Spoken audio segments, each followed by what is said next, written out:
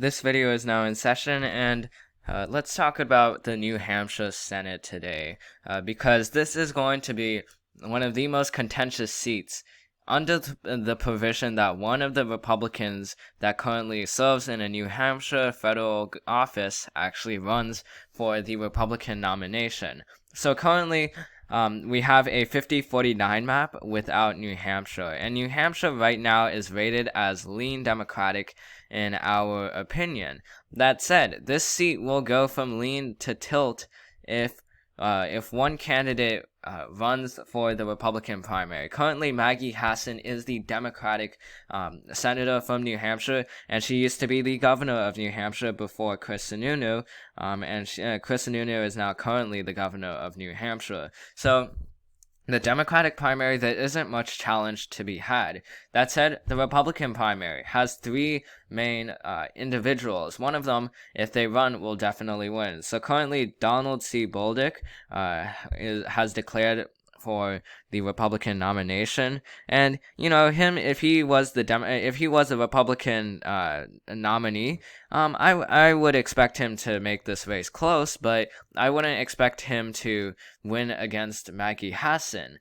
That said, the publicly expressed interest part is where it starts to get pretty serious. Kelly Ayotte, I'm not pronouncing that right, it may be Ayotte, but Kelly, I'll just say Kelly. So she was the former U.S. senator until Maggie Hassan beat her in 2016. If we look at this map, where she just about was able to win against Senator Ayotte by around, it was very close, incredibly close, just by 1,000 votes. That's not the only close election there has been in New Hampshire, though.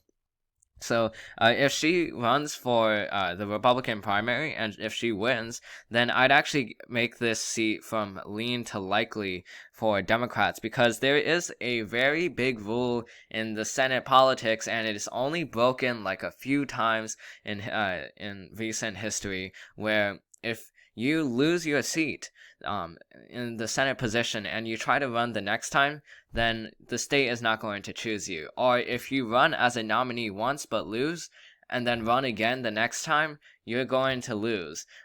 Because that's just a rule in the Senate. It's not a rule, but it's more of a tradition in the Senate where incumbency advantage trumps anything. It trumps a lot of it trumps.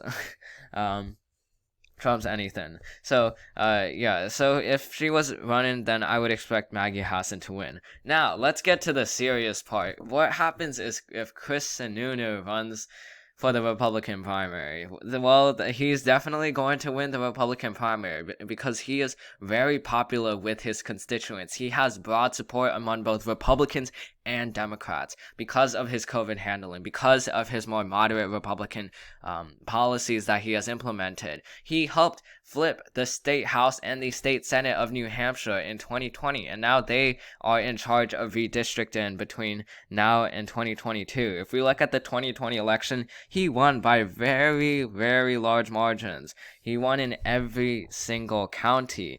Even the more Democratic counties, where you see here this area is Democratic, all went for Republicans, all went for Chris Sununu. So he will win the Republican primary if he runs. And the question is if Maggie Hassan is able to fend off Chris Sununu. Based on current polls, she is not able to, because right now, this most recent poll has Chris Sununu up by 6 percentage points, 47 percentage points to 41 by Maggie Hassan. That's bad for Maggie Hassan because of two things. If it's this early in the election and or challenger has already beaten you in the polls, then you're in trouble. The second thing is, if you're not close to 50%, then you also have a lot of ground to make up. And as we can see right here, she is 9 percentage points away from 50. That's a lot. Now, obviously, there are still a lot of undecided voters, 6% undecided and 7% other. So there's still opportunity for Democrats to get these voters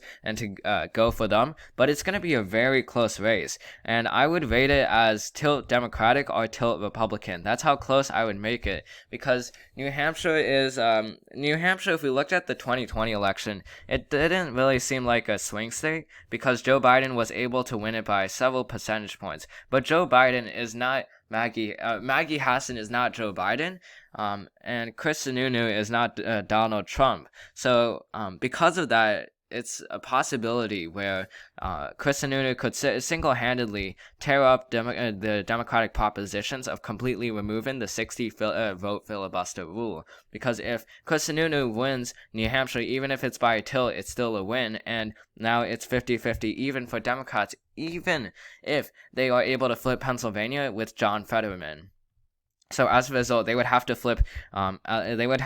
Two other states in order to have a chance at removing the filibuster. They would have to flip Wisconsin and as well as North Carolina if they want to get their major policies passed. And this is also them again contingent on them winning the House of Representatives for another term, and that is very hard for Democrats. That rule, there's always a rule in the House where if the incumbent party has the White House, then they're most likely not going to gain seats. They're actually more likely to lose a lot of seats in the midterm elections. And currently, Democrats have one of the narrowest majorities ever had by a party in the House of Representatives, 222 to 213. So that's what New Hampshire could do for Democrats. It could make their job much harder if Chris Sununu runs for the election. And it's not necessarily because of Maggie Hassan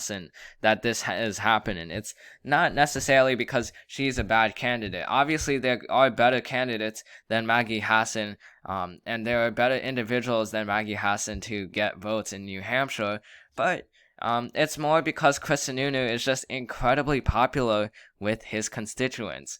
So that's what to watch for in the 2022 Senate elections. If Chris Sununu runs, this is going to be the blockbuster race out of any race, and I expect this race to be surpassed by a lot the most funded race in Senate history, which is, I believe, Raphael Warnock's race in Georgia in the 2020 special election. So that's the end of this video. I hope you enjoyed it. This video is now adjourned, and I'll see you in the next one.